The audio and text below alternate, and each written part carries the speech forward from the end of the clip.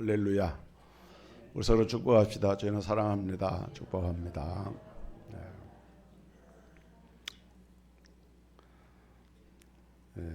참 코로나19가 전국적으로 확산 일로인 것 같습니다. 아침에 점검해 보니까 오전 9시 현재 556명이 확진자로 발표가 되고 또 사망자도 4명으로 이렇게 늘어났습니다. 이번 이 코로나 역병은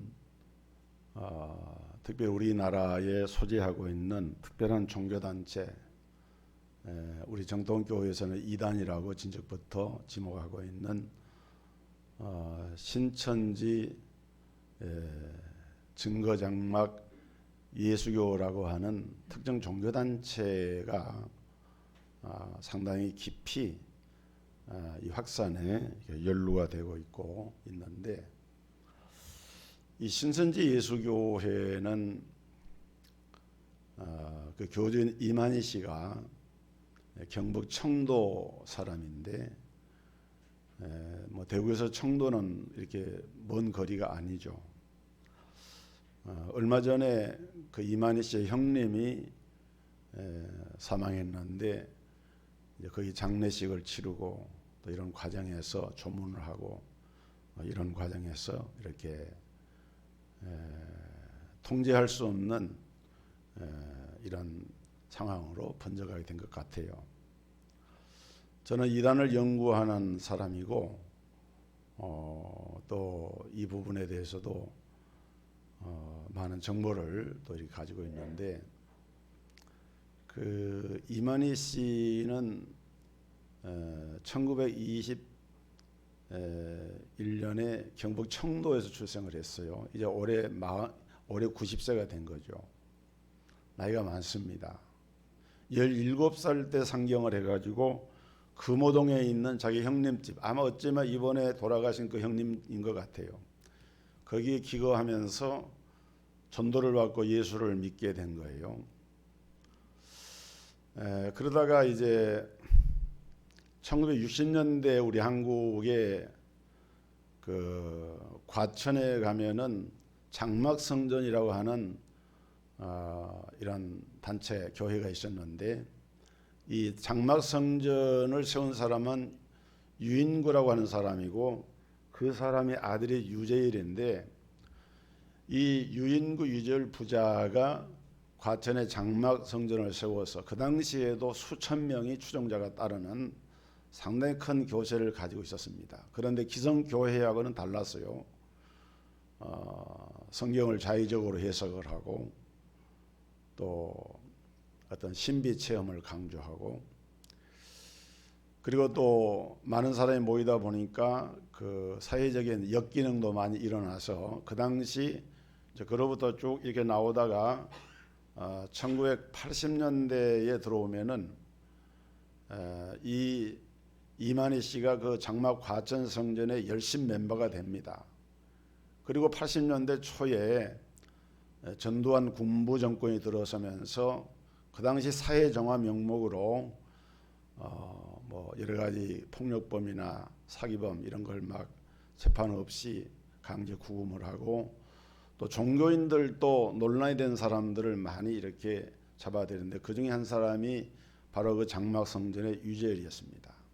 그래서 유재일이가 이제 미국으로 강제 추방을 당하고, 명목은 유학 간다라고 했는데 실제로는 추방이었죠. 그래서 그 조직이 와해가 됐는데, 그 와해된 조직의 일부를 이끌고 나와서 안양에 있는 인도원에다가 1981년에 최초의 이제 교회를 세운 것이 신천지 예수교회입니다.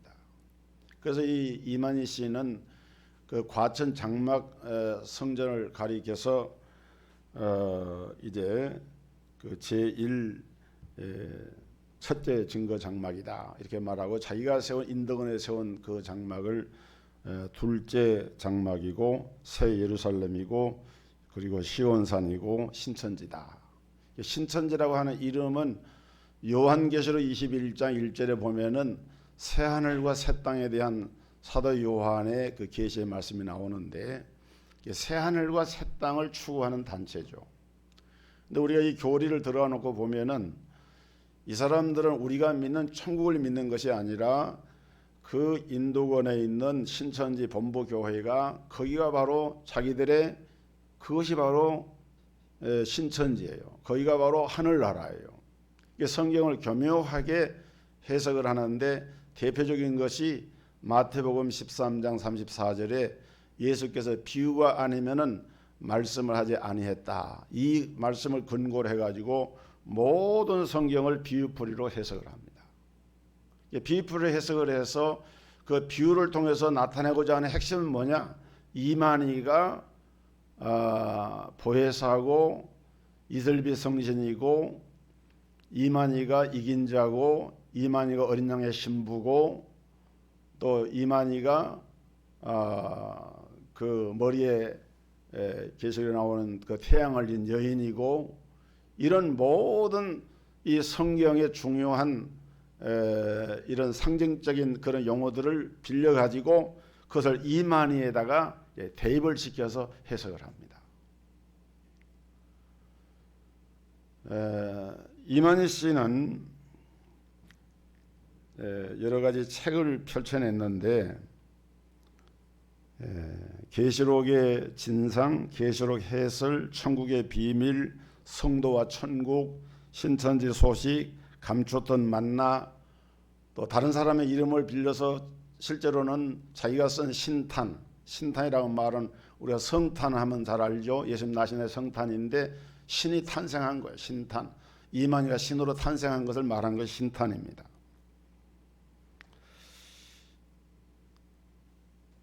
이 사람들의 중요한 교리는 크게 보면 5가지가 있는데 첫째는 이 마태복음 13장 34절에 근거한 성경을 비유풀이로 해석하는 것이고 두 번째는 요한복음 14장 16절에 보혜사 교리라. 보혜사라고 하는 건 파라크레토스라고 하는 것은 예수님이 보혜사인데 파라크레토스인데 내가 또 다른 아버지께 구하셔서 또 다른 보혜사를 너에게 보내리니 그랬거든요. 그것은 바로 성령님이 예수님이 지상사기 끝나고 하늘로 승천하신 다음에는 성령님을 보내시겠다는 약속인데 그 파라크레토스 이 보혜사가 그게 바로 이만이라는 거예요. 그렇게 해석을 하는 거예요. 그 다음에 누가복음 21장 17절에 구름교리라 그래서 주님이 구름을 타고 오시는데 재림하신 예수님이 구름 타고 오시는데 그 구름을 신천지 교인들로 이렇게 해석을 하는 거죠. 그 다음에 아까 말한 신천신지교리 요한계시록 21장 1절의 교리, 그 다음에 또 한 가지는 말라기 4장 5절에 있는 윤회설교리, 너희 선지 엘리야가 오랴고 했는데 오랴한 그 선지자가 바로 이 세례 요한이다. 여러분 성경에 보면은 세례 요한은 선지자 에레미야의 사명을 가지고 이 땅에 오잖아요. 근데 그걸 또 성경에 말씀을 하고 있습니다. 그러니까 선지자 세례 요한은 엘리야의 사명을 가지고 이 땅에 와서 엘리야가 세례 요한을 왔으니까 세례 요한의 전생은 엘리야고 엘리야의 후생은 세례 요한이다.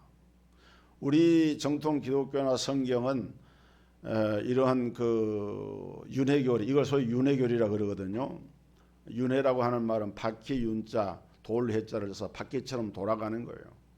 돌고 돈, 역사를 보는 관점이 시작도 끝도 없고 역사는 돌고 돌고 결국은 시작도 끝도 없고 심판도 없고 신천지 교회라고 하는 것을 통해서 지상의 천국이 이루어지고 우리가 성경이 말하는 심판, 천국 이런 건 그 사람들은 없는 겁니다. 그런데 그것을 성경을 가지고 이제 해석을 하고 적용을 해서 이렇게 하는 거예요. 그리고 이제 이런 5대 잘못된 교리 외에도 요한계시록 모든 이단자들의 핵심은 요한계시록을 자의적으로 해석을 합니다. 요한계시록은 상징적인 용어들이 많이 나오거든요.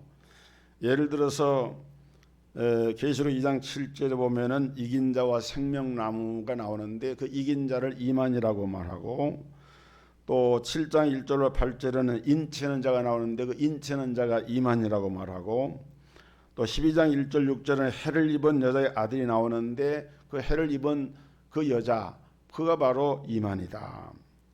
또 12장 3절에는 7머리와 10뿔에 대한 말이 나오는데 이것이 바로 그 이만희의 그 교회에 아까 말씀했던 장막성전 유재열 교주가 그 당시에 미국으로 나가고 신천지 교회가 새로 대동하면서 일꾼을 세우거든요. 그때 그 12명의 목사에게 그 기름을 부어서 안수식을 하게 되는데 그 12명의 목사는 이제 교회 목사를 말하고 또 장로 7을 세우는데 그 7은 그러니까 12머리 12뿔, 머리는 교회의 지도자를 말하고 뿔은 교회의 권세자를 말하는 장로다. 그래가지고 그 성경의 그러한 특정 구절을 자기들이 개교의 임직식에 목사 장로 안수식에다 적용을 해가지고 이제 이 12지파가 나중에 퍼져서 24지파가 되어지고 그래서 지금은 전국에 24지회를 두고 지금 포교를 하는데 700여 곳에 무료 성경 신학원과 그들의 집회소가 있고 2002년도까지 우리나라 2002년도에 월드컵 경기를 했죠. 그때까지는 교인이 10,000명이 안 됐어요. 한 10,000명 정도 됐습니다. 그 이후로 기하급수적으로 교인들이 불어나면서 매해 5,000명에서 10,000명 이상 교인들이 불어나기 시작을 했어요. 그래서 2002년에서 지금 한 20년 가까이 되잖아요. 그래서 지금은 자기들이 공식적으로 24만 명의 신도를 가지고 있다 이렇게 얘기를 합니다. 근데 문제는 24만 명의 그 신도들 가운데서 이것은 그 정확한 그 통계는 아니에요. 우리가 전문가들이 추정하는 그 수인데 그 수 가운데 그 신천지 교인들 가운데서 약 80%는 기성교회에 장로교나 감리교나 침례교나 성결교나 기성교회의 성도들, 거기에는 뭐 장로도 있고 권사도 있고요. 심지어는 목사도 많아요. 목사들도 그러한 거기에 유혹이 돼서 거기 들어간 사람들이 많습니다. 근데 여러분 보셨지만은 지금 대구교회에서 9,000여 명 명단이 뭐 명단을 줬다 그러고 안 줬다 그러기도 하고 그러고 그다음에 전국적으로 그 신도 수를 확인하기 위해서 감염 경로를 확인하기 위해서 질본에서 이렇게 요청했는데 그것도 거절하고 이 사람들은 얼마나 폐쇄적인지 그러면서 이 사람들이 이렇게 교인 수를 늘려갈 수 있었던 것은 기성교회를 공략하는 이런 작전이 추수꾼 작전이라고 하는 것하고 가나안 그 성을 정복하는 7단계 그 정복이라고 하는 그들의 그 전술 전략이 있어요. 그것을 가지고 아예 산 옮기기라고, 산 옮기기는 교회를 옮기는 걸 말하는 거예요. 기성교회에 그 추수꾼들이 들어가 가지고 거기에 무슨 조직 안에 들어가서 활동하면서 아예 교회 전제를 목사님을 내쫓고 결탁을 해가지고 그래서 자기 교회한 그런 사례도 많이 있습니다. 그래서 이 사람들의 그 중요한 핵심 교리 가운데는 양의 탈을 쓰고 이리가 돼가지고 들어가라는 거예요. 거짓말을 하고 연기도 하고 그렇게 해서 하라는 거예요. 지금 저는 가짜 뉴스라고 봅니다만은 신천지 교인들이 본부에서 지령을 해가지고 전국의 교회 자기들 집회에 모이지 말고 기성교회에 다 출석을 해가지고 그 지역 교회를 무너뜨리라 지금 그런 지령해. 나는 그건 가짜 뉴스 생각합니다. 설마 그러지는 않아야 생각을 해요. 그건 어쨌든 이 사람들의 성향으로 볼 때는 능히 그럴 수 있는 단체가 신천지예요. 어떤 면에서는 이번 사태가 우리 한국 교회에 이 신천지와 같은 기독교 성향의 이단들이 뭐 아직은 잘 우리가 정확하게 결말을 볼 수 없지만 그 예단하기 어렵지만은 어떤 면에서는 경종을 울려주는 교회나 일반 국민들에게 신천지 집단이 이런 단체구나라고 하는 경종을 울려주는 좋은 기회가 될 수도 있다. 아무리 전도자들이나 전문가들이나 목회자들이 신천지를 이렇게 조목조목 들어 얘기를 하고 비난해도 사람들이 그 말을 듣질 않아요. 지금 시대가. 바울이 목회서신에 말한 것처럼 사람들이 진리의 말씀을 외면하고 오히려 귀가 가려져서 거짓말하고 혹대기하고 얘가 선자다, 얘가 예수가 있다, 얘가 그리스도다, 그런 말이 혹해서 돌아가는 그런 시대가, 시대적인 영적인 미혹의 영이 막 이렇게 미혹을 하면서 사람들이 정신이 없는 거죠. 이런 시대가 된 거예요.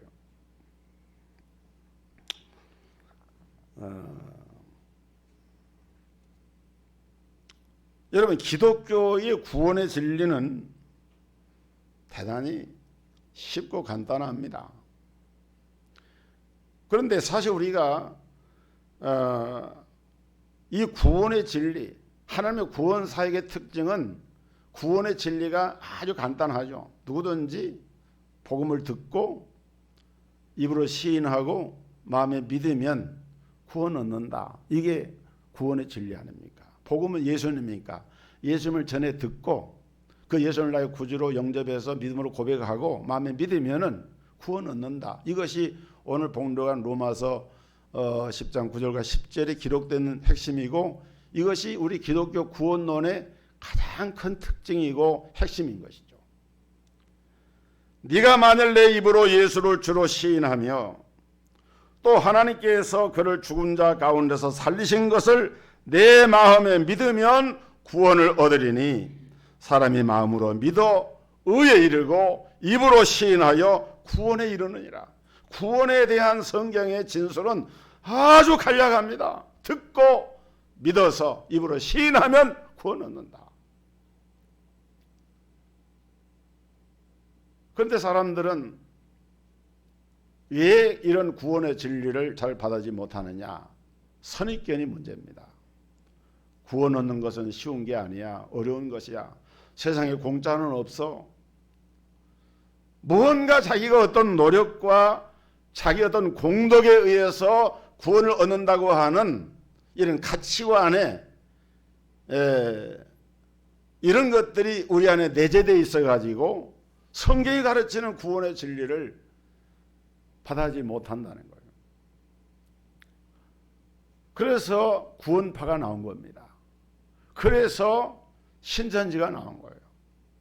이 사람들은 교묘하게 구원의 진리를 왜곡을 하고 그렇게 해가지고 마치 거기에는 대단한 것이 있는 것처럼 이렇게 하지만은 실제 내용에 들어가놓고 보면은 그들의 잘못된 교리와 이것이 다 들통이 나고 있어요.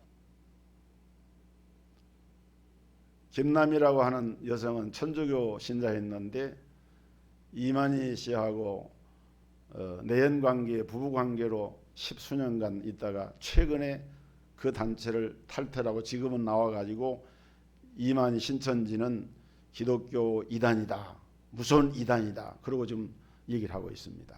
최근 일입니다. 여러분, 우리 기독교와 다른 종교의 가장 근본적인 차이가 뭐냐? 그것은 구원의 주체가 누구냐 하는 거예요. 구원의 주체가 누구냐? 죄에 빠져 있는, 심판받고 지옥의 형벌을 당할 수밖에 없는 우리 인생을 구원하는 구원의 주체가 누구냐라고 할 때에 기독교는 그분이 바로 하나님이시다. 하나님이 구원의 주체이시다. 하나님이 절대적인 주권을 가지고 독생자 예수를 세상에 보내서 예수의 피 흘려 죽으심과 부활을 통해서 우리에게 구원의 길을 예비하시고, 하나님의 절대적인 주권 아래에서 예정된 자들이 예수를 믿어서 구원 얻는 길로 나가게 하는 이 모든 것이 하나님이 그 모든 것을 절대적으로 주관하시는 것으로 믿는 것이 우리 기독교의 구원관이에요. 그래서 우리가 좀 어려운 말이지만은 자율구원과 타율구원, 자력종교와 타력종교라고 하는 말을 쓰거든요. 기독교의 모든 종교는 자력종교입니다. 자기 힘으로, 자기 선행으로, 자기 노력으로 내가 힘쓰고 애를 써서 그래서 구원에 이른다고 생각을 하는 거예요. 그러나 성경이 말하는 구원에 참된 도리는 자력이 아닙니다. 타력입니다. 내 힘이 아니라 하나님의 힘에 의해서. 여러분, 대표적인 우리 한국의 종교인 불교는 대표적인 자력 종교죠. 자력 구원을 가르칩니다. 고행을 하고 수행을 하고, 그래서 인생의 사고, 생로병사, 이걸 사고, 네 가지 고통이라 그러죠. 이 사고에서 헤어날 수 없는 인생이, 그것을 벗어나는 것을 해탈이라 그래요. 그 고통에서 벗어나는 게 해탈인데, 그 해탈은 이 업을, 자기의 업을 자기가 스스로 해탈하는 이 부처를 통해서, 이 부처라고 하는 말이 이 각자, 깨달을 각자, 깨닫는 사람이란 말이거든요. 그러니까 석가모니 부처가 보리수 아래서 돌을 닦다가 인간의 생사화복의 네 가지 문제를 깊이 생각하다가 이게 이제 깨달은 거예요. 그래서 그 깨달을 때 해탈이 이루어지고 자기는 이제 부처가 된 거예요. 부처라고 하는 게 깨달은 자예요. 그러니까 불교에는 신이라고 하는 존재가 없습니다. 그냥 내가 그 도리를 깨달으면 내가 부처가 된 거예요. 내가 부처가 된 거예요. 그래서 성불하소서 그러잖아요. 일성자 석가불자를 써서 부처가 되소서 그 말이에요. 내가 깨달으면 내가 부처가 되는 거예요. 그러니까 무슨 다른 구원에 무슨 길이 있고 그런 게 아니에요. 근데 불교만 그런 것이냐? 기독교의 모든 종교는 다 들어놓고 보면 정도의 차이는 있지만은 다 이런 자율 종교에 속해 있는 것들입니다. 그래서 우리 구원의 진리가 이렇게 간단하고, 또 한 가지는 하나님은 우리를 구원하실 때 사람을 절대로 차별하지 않습니다. 오늘 본도가 11절에 성경에 이르되 누구든지 저를 믿는 자는 부끄러움을 당하지 아니하리라 하니 헬라인이나 유대인이나 차별이 없습니다. 한 주께서 모든 사람의 주가 되사 저를 부른 모든 사람에게 부여하시도다. 누구든지 주의 이름을 부르는 자는 구원을 얻으리라. 구원에 있어서 하나님은 사람을 어떤 것을 두고 차별하지 않는다는 거예요. 유대인이나 헬라인이나 차별하지 않는다. 근데 유대인들은 왜 예수를 못 믿냐 그러면은, 유대인들은 하나님이 우리만 구원하신다라고 하는 이 잘못된 생각을 가진 거예요. 그게 말하면 선민의식이라 그래요. 하나님이 만민 가운데 우리 유대인만 택하셔서 구원의 백성으로 삼으셨다라고 생각을 하고 거기에서 헤어나지 못하는 사람들이 유대인들입니다. 그래서 예수님이 오셨어도 받아들일 수가 없는 거예요. 근데 여러분, 성경은 그렇게 말하지 않습니다. 예수님이 족보를 기록한 마태복음 1장에 족보상에 나오는 사람 가운데 유명한 사람이 있죠. 모압 여인 루시라고 하는 여성은 모압 여자거든요. 모압이라고 하는 여성이 사실은 다윗 왕의 증고조모예요. 또 기생 라합도 보세요. 기생 라합은 여리고 사람입니다. 가나안 여자예요. 원래 히브리 민족과 상관이 없는 이방 여인이에요. 근데 기생 라합도 하나님의 구원을 받습니다. 구약 성경에서 가장 이해하기 어려운 성경 중에 하나가 요나서죠. 선자 요나는 유대인 선민의식이 꽉 찬 사람인데 어느 날 하나님이 저 니느웨에 가서 그 큰 성읍을 쳐서 외쳐 고하라. 요나가 갈 수가 없다는 거예요. 왜? 니느웨는 아수르의 수도인데, 아수르는 그 당시에 이스라엘을 공격하고 이스라엘을 멸망시킨 나라인데, 그 나라에 내가 가서, 원수의 나라에 가서 어떻게 하나님의 복음을 전합니까? 그래서 안 가다가 나중에 풍랑을 만나고 결국은 하나님의 손에 코가 깨가지고 가서 복음을 전했는데, 놀라운 것은 그 요나가 전한 복음을 듣고 멸망당할 니느웨 성이 구원을 받습니다. 이게 구약 성경이에요. 우리가 뭐 복음 시대, 은혜 시대만 천하 만민이 구원받고 구약 시대, 율법 시대는 그런 구원의 은혜가 임하지 않았다라고 얘기할 수가 있는데 그렇지 않아요. 오히려 구약의 율법 시대에도 하나님의 구원은 차별이 없이 유대인이나 헬라인이나 차별이 없는 하나님의 구원이 이루어지고 있는 것을 볼 수. 그래서 이 구원의 보편성이라고 하는 것은 왜 하나님이 이렇게 하셨느냐? 그것은 누구든지 주의 이름을 부르기만 하면은 구원을 받도록 하나님께서 그렇게 자비와 은혜를 베풀어 주신 것입니다. 여러분, 우리나라 우리 민족에게 소망이 있는 이유는 바로 이거예요. 우리 민족도 지금부터 135년 전에는 복음을 몰랐어요. 135년 전이면 1885년입니다. 우리나라에 서양의 선교사가 들어오기 전에, 물론 그때로부터 약 35년 전에 영국의 토마스 선교사님이 와서 대동강에서 복음을 전하고 순교를 했지만은 그러고 나서도 35년의 세월이 또 흘러가는 거예요. 그래서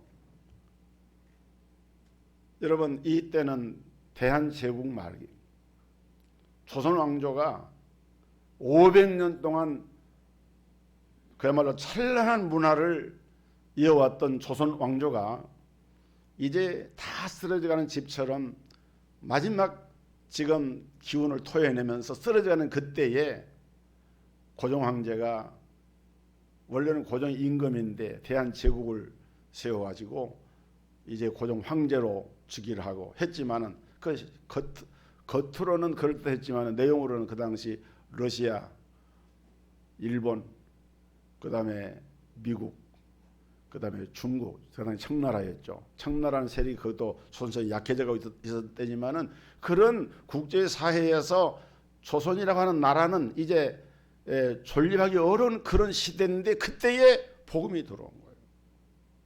놀라운 것은 135년이 지났는데 어쨌든 지금 우리 한국은 1000만이 넘는 기독 성도들이 하나님의 자녀가 되고 예수를 믿는 기독교 국가에 버금가는 그런 나라가 된 겁니다. 하나님께서 특정 종족이나 특정 백성이나 특정 지역의 사람만을 구원하셨다라고 하게 되면은 아마 우리도 구원받지 못했을 거예요.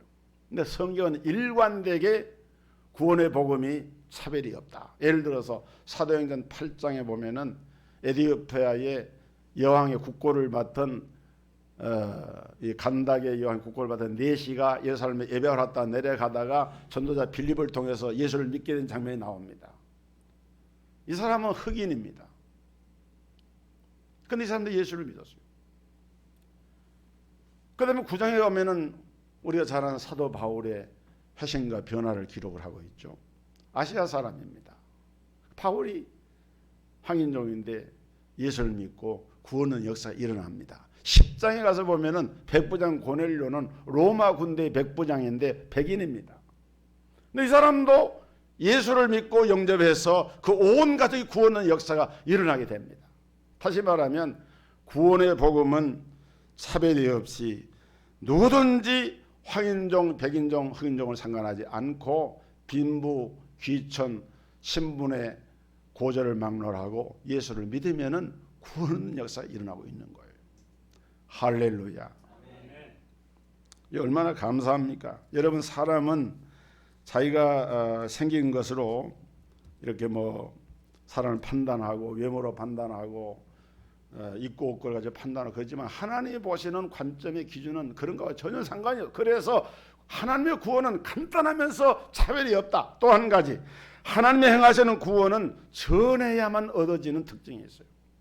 복음을 전해야만. 그래서 그 복음을 누군가로부터 들어야만 예수를 믿게 되고 구원한다. 전파하는 이가 없이 들으리요. 복음을 전해야만 듣게 되지 않느냐. 그래서 복음을 전해라 하는 겁니다. 성경이 강조하는 것은. 여러분 중에 스스로 믿은 분이 계십니까? 아무도 알려주지 않았는데 스스로 믿은 사람은 없어요. 누군가가 교회가 좋다, 예수를 믿으라고 전했기 때문에 그것이 계기가 돼서 예수를 믿게 된 거예요. 어떤 사람은 아내에게 억지로 끌려서 교회 올 수도 있습니다. 친구의 손목에 잡혀서 올 수도 있습니다. 외형적인 모습은 어떤 것이 되든지 간에 하나님께서 그 전도자를 통해서 불러주신 거예요. 그렇기 때문에 오늘 여러분 우리는 할 수만 있는 대로 복음을 전해야 되는 거예요. 예를 들어서 평생 동안 예수를 믿지 않고 살았는데 임종 직전에 복음을 전해 들었다. 그리고 그 복음을 깨닫고 예수를 영접했다. 입으로 시인했다. 그 사람 구원 받습니까? 못 받습니까? 당연히 구원 받죠. 그것이 누가복음 24장에 나오는 강도 이야기 아닙니까? 23장에 나오는 강도가 우편에서 그러기 위해서 예수님 영접하고 구원 받았거든요. 그 어떤 분도 이렇게 생각합니다. 그러면은 예수 믿고 구원받는 게 간단하고 좋으니까 평생 동안 고생하면서 그렇게 힘들게 교회 선교 그럴 필요 뭐가 있느냐. 딱 죽을 때 예수를 믿지. 근데 한 가지 중요한 점이 있어요. 사람이 자기 죽을 날을 모르는 거예요. 자기 죽을 날을 알면은 그렇게 할 수도 있겠지만은 모르는 거예요. 그러니까 미리 준비를 해야 돼요. 또 한 가지는 우리가 천국에 가면은 상급이 달라요. 해의 영광, 별의 영광, 달의 영광이 다르고 별과 별들의 영광이 다 다르다 그랬어요. 우리가 구원받는 것을 하나님으로 다 같이 받지만은 천국에 가서 누리는 그 상급은 자기가 이 땅에서 행한 공적을 따라서 상급이 주어진다 그랬어요. 여러분 성경은 수없이 상과 면류관에 대해서 약속하고 있습니다. 죽도록 충성하라. 그리하면 내가 생명의 면류관을 내게 주리라 했고 냉소한 것을 주는 자도 결단코 상을 잃지 아니하라고 말씀했고 모세도 히브리서에 보니까 그리스도를 위하여 받는 능력을 애굽의 모든 보화보다 더 큰 재물로 여겼으니 이는 상 주심을 바라봅니다. 저는 우리 성도들이 주님 앞에 서게 될 때에 어렵고 힘든 교회지만 주님을 섬기는 성도들이 하나님의 나라에서 귀한 상을 받는 복된 은혜가 있기를 주의 이름으로 축복합니다. 상을 받는 것을 기대해야 돼요. 자, 그러면 이러한 하나님의 구원 사역을 위한 성도의 사명은 무엇이냐? 어떻게 해서든지 다른 사람이 복음을 듣도록 해야 되겠죠. 복음을 듣는다고 하는 말은 복음을 전해야 듣는 것 아니겠습니까? 그래서 우리는 복음을 전할 사명을 우리가 하나님께로부터 받은 거예요. 너희는 온 천하에 다니며 만민에게 복음을 전파하라. 복음 전파는 하나님이 사람에게만 주신 고유한 특권입니다. 천사에게 이걸 명령하지 않았어요. 사람에게.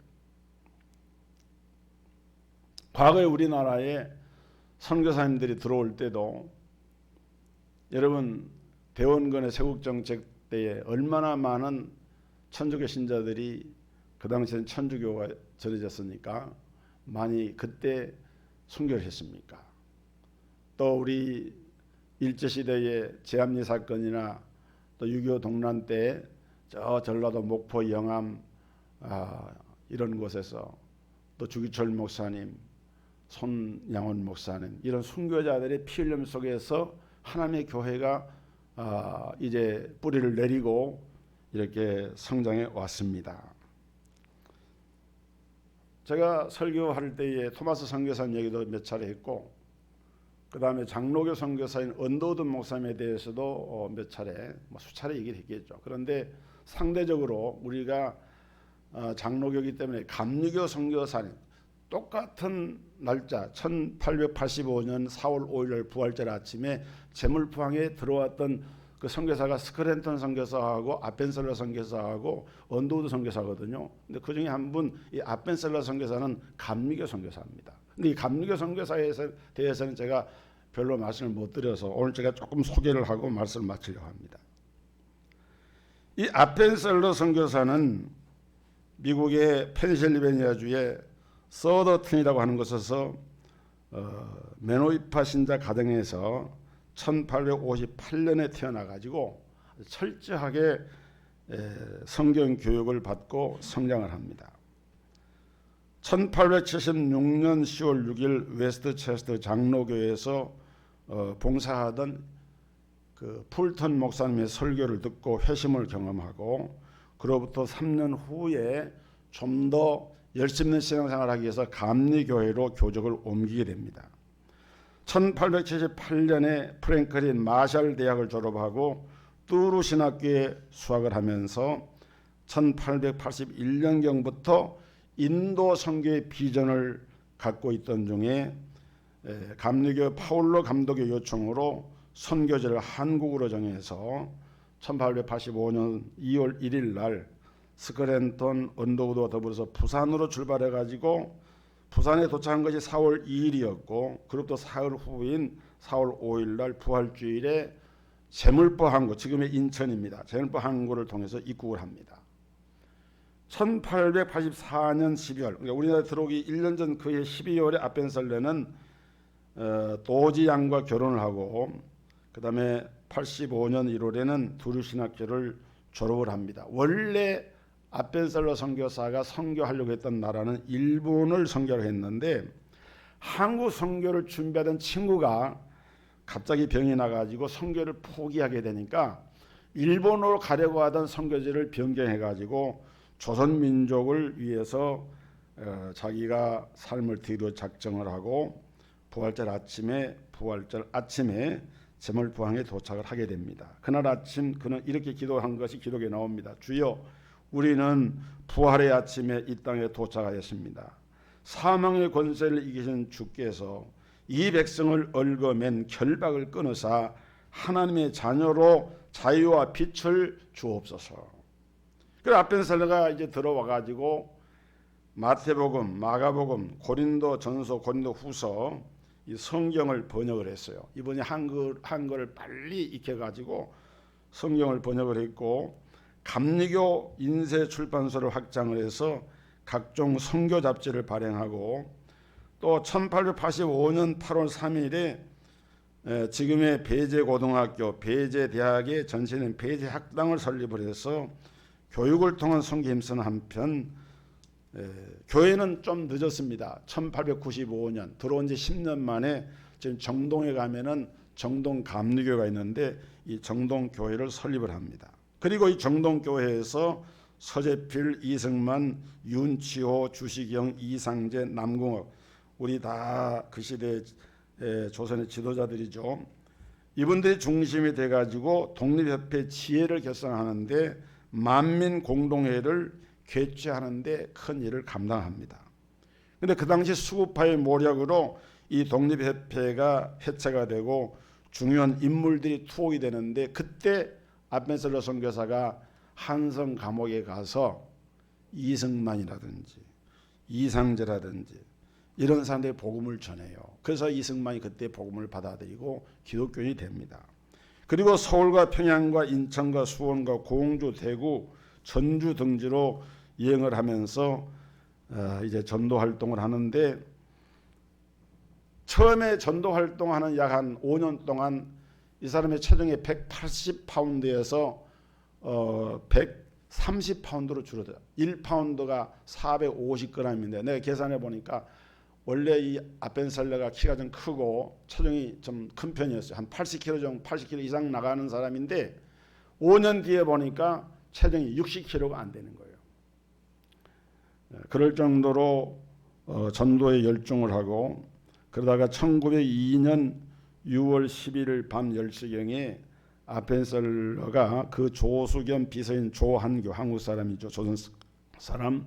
그 서울에 있던 장로교 학생과 함께 그 학생은 이제 집으로 가는 참이었고 그래서 목포를 향해 가는 오사카 선박회사에 이 구마카와 마루호라고 하는 배에 승선해서 배를 타고 가다가 군산 앞바다 어청도 부근을 지나다가 일본 배인데 키소카라고 이름 붙인 다른 선박과 일행이 타고 있던 배가 충돌하는 사고가 일어납니다. 그때 이 아벤셀러 선교사는 목포에 성경 번역 회의에 참석하기 위해서 가던 중이었어요. 사람들이 배가 침몰하니까 배를 버리고 탈출하기 시작하는데 그때 조선 소녀 하나가 물에 빠져서 허우적거리는 모습을 보고 이 아벤셀러 선교사가 즉시 물로 뛰어들어서 그 소녀를 구해주고 이 소녀를 건지고 힘이 빠져서 지친 상태로 겨우 배에 매달려 있는데 큰 파도가 와서 그 파도에 휩쓸려서 파도 속으로 들어가서 그 후로는 그 종족을 알 수가 없게 됩니다. 그야말로 40여 세의 짧은 생 마지막까지 복음을 전하고 조선소녀 한 생명을 건지기 위해서 자기의 목숨을 바친 것이죠.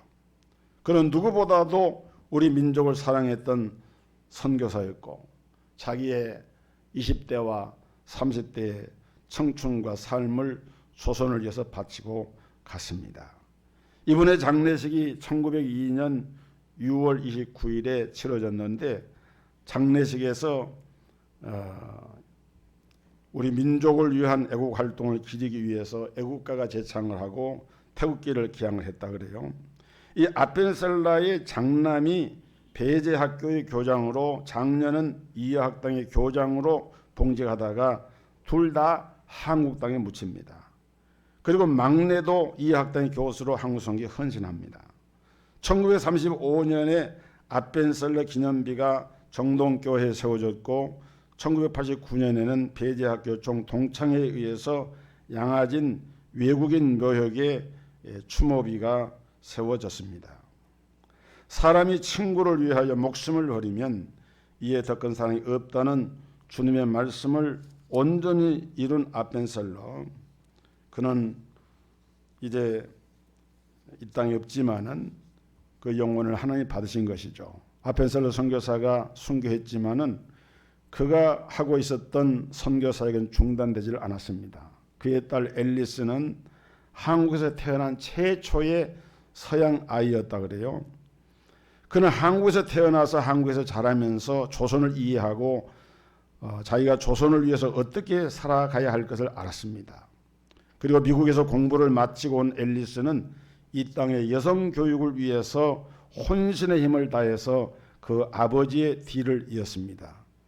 이화여대 학장을 지내면서 지금 신촌에 있는 이화여대 학교 부지라든지 건물을 세우는데 중추적 역할을 감당했고, 이 앨리스 학장의 뒤를 이은 사람이 한국인 최초의 학장인 김한란 여사예요. 김한란 여사에게 학장직을 넘겨주기까지 수많은 여성 지도자를 배출하게 됩니다. 또 그 아들인 헨리 다지는 14살 때 아버지의 죽음의 소식을 듣게 됩니다. 그때 이 다지 이 아들은 어린 나이니까 하나님을 많이 원망을 하고 방황을 많이 했다 그래요. 그분이 쓴 글에 보면 그런 게 아주 세밀하게 나오는데, 자기 아버지가 선교하다가 순교를 하는 그런 광경을 어린 소년의 입장에서는 하나님이 어떤 분이길래 우리 아버지를 그렇게 데려가시는가 이해가 안 되고 방황을 했죠. 그러다가 철이 들어서 하나님의 마음과 아버지의 조선 사랑하는 가슴을 깨닫게 되고, 그리고 자기 자신도 조선 선교사로 파송을 받아서 아버지가 세운 배제 학교 교장으로 자신의 삶을 우리 한국 교회와 민족을 위해서 드리게 됩니다. 그리고 그는 6.25 전쟁 때 우리 민족을 위해서 세계 많은 나라에 연락을 하고 고아들이라든지 어려운 사람들을 위해서 춥고 배고픈 우리 민족의 수많은 구호 물품을 마련해 주기로 했습니다. 그리고 헨리 다지 이 아펜셀러 선교사, 이 아들 선교사는 아버지가 못한 사역을 그 후에 감당하는데, 이제 나중에 그도 사역하다가 병들어서 미국으로 치료차 가면서 뭐라고 유언했는가 하면은, 내가 죽으면은 절대로 미국에 묻지 말고 조선 땅에 묻어달라. 그는 간절히 조선에 묻히기를 원했는데 그 이유가 뭔가 하면은 바로 자기 아버지의 죽음의 소식을 접했을 때 하나님이 살아계시다면 어떻게 좋은 일 하러 가신 우리 아버지를 죽일 수 있느냐, 그렇게 하나님까지 원망하면서 지냈던 사춘기 시절이 있었기 때문에 더욱더 하나님 앞에서 충성된 삶을 살리라고 각오를 하게 되고, 그래서 조선에 머물면서 선교사를 하던 존 헤론의 죽음으로 그 당시 정부에서 지금 마포의 양화진이라고 하는 곳에 강변에 가면은 외국인 묘지터가 있습니다. 그래서 양화진 선교사 묘지인데, 그래서 이제 선교사님들이 죽으면은 거기에 다 묘소가 마련이 되는데 자기 아버지 묘소는 없는 거예요. 그래서 자기 아버지를 생각을 하면서 다른 선교사님들은 무덤이라도 있는데 자기 아버지는 군산 앞바다에서 실종되어서 시신조차 찾지 못하기 때문에 무덤도 없는 것을 마음 아파하면서, 그래서 자기라도 죽으면 바로 그 아버지가 묻히지 못했던 그 선교사 묘역에 자기를 묻어달라고 부탁한 겁니다. 그의 유언 중에 이런 유언이 있습니다. 나를 한국 땅에 묻어주고 우리 아버지가 얼마나 조선 사람을 사랑하였는지 조선 사람들이 알게 해달라. 그래서 그는 지금 양화진 선교사 묘지에 묻혀 있고, 그의 무덤 바로 옆에는 아펜셀러 선교사를 기념하는 기념비가 세워져 있고, 그의 맞은편에는 1950년 이어해대 강단에서 설교하다 쓰러져 순직한 그의 누님 앨리스가 묻혀 있습니다. 아펜셀러 선교사 가족의 숭고한 희생의 삶은 우리 민족에게 큰 빛이 되었고, 우리 민족이 예수 그리스도를 믿어 생명을 얻게 된 오늘의 한국 교회는 이런 선교사님들의 희생의 삶이 있었기 때문에 이루어진 것입니다. 한 알의 밀이 땅에 떨어져 죽지 아니하면 한 알 그대로 있고 죽으면 많은 열매를 맺느니라. 오늘 그러므로 우리는 어떻게 해서든지 복음 전파자를 보내야 됩니다. 우리가 직접 선교사를 간다면 얼마나 좋겠습니까? 그러나 우리가 직접 못 가기에 대신 보내는 것도 선교입니다. 선교사님들을 후원하고 그들을 뒷바라지하는 것도 귀한 선교 사역입니다. 또 선교사들을 훈련하는 신학교에서 선교사들을 지도하는 것도 귀한 선교 사역입니다. 제가 우리 교단의 이 신학교에서 강의하는 것도 귀한 선교 사역의 일환입니다. 우리 교단과 우리 교단의 협회는 파송한 선교사님들이 세계 237 나라에 나아가 선교 사역을 감당하고 있는데, 그들을 기도로 후원하고 물질로 후원하는 일이 얼마나 중요한지 몰라요. 제가 금년 4월에 지금 이번에 코로나 사태 때문에 기도하고 있습니다만은, 이 필리핀 선교지 우리 교단에서 파송한 정혜권 선교사님의 초청을 받아서 선교 현지를 방문하고 메시지를 선포하게 되는데, 이 정혜권 선교사님은 필리핀에서 그야말로 엄청난 선교 사역을, 특히 학교 사역을 감당을 하고 있어요. 학생도 상당히 많고 4월에 졸업식이 있는데 저희들을 꼭 와서 노회장님이 설교해 주시고 메시지를 좀 이렇게 주시면 좋겠습니다. 일단 제가 그렇게 하겠다고 대답을 해놨어요. 여러분, 이런 것들을 하는 것은 제가 하는 것이 아니고 여러분들, 우리 성도들이 후원하고 헌금하고 기도로 밀어줄 때 가능한 일들입니다. 그렇기 때문에 하늘나라 가면 그 상급이 여러분에게 임하게 될 것을 믿으시기를 바랍니다. 기도하실 때 목사님 하시는 신학교 사역이라고 하지 말고, 목사님 하시는 선교 사역이라고 하지 말고, 저는 한 번도 제가 해외 선교사를 방문하거나 선교 후원비를 드리나 할 때에 이것이 제 한 사람의 사역이라고 생각하지 않아요. 여러분들이 하는 사역이고 우리 교회가 행하는 중요한 사역인 거예요. 우리는 그들을 가르쳐서 그들을 제3국으로 보내야 됩니다. 동남아 수억의 인구가 그들을 기다리고, 필리핀 같은 경우는 영어를 공용어로 쓰기 때문에 거기서 훈련받은 사람들이 동남아에 수억의 자원을 가진 나라들 선교사 파송하는데 가장 좋은 조건들을 가지고 있어요. 여러분, 교회사적으로 볼 때도 선교 활동을 크게 한 그런 교회들이 수천 명, 수만 모이는 그런 큰 교회들도 물론 있겠지만, 오히려 그보다도 작은 교회들이 선교 활동에 작은 힘을 모아서 선교를 했어요. 우리나라에 최초로 왔던 토마스 선교사님의 그 교회도 마찬가지예요. 오늘 이것이 우리 시대의 선교 사역을 이루는 하나님의 오묘한 섭리인 것입니다. 여러분, 구원의 진리는 간단하고 쉽고, 그렇기 때문에 우리는 부지런히 이 복음의 진리를 전하고 가르쳐야 됩니다. 이 간단한 진리를 알면서도 전하지 않으면 엄청난 죄가 되는 것이죠. 1885년 4월 5일 부활절 아침에 제물포항에 도착하는 날 아펜셀러 선교사님의 기도. 주여, 우리는 부활의 아침에 이 땅에 도착하였습니다. 사망의 원세를 이긴 주께서 이 백성을 얽어맨 결박을 끊으사 하나님의 자녀로 자유와 빛을 주시옵소서. 우리 동석교회와 우리 모든 성도들이 이 선교의 열정과 구령의 열정이 회복되기를 주의 이름으로 축복합니다. 찬양하겠습니다.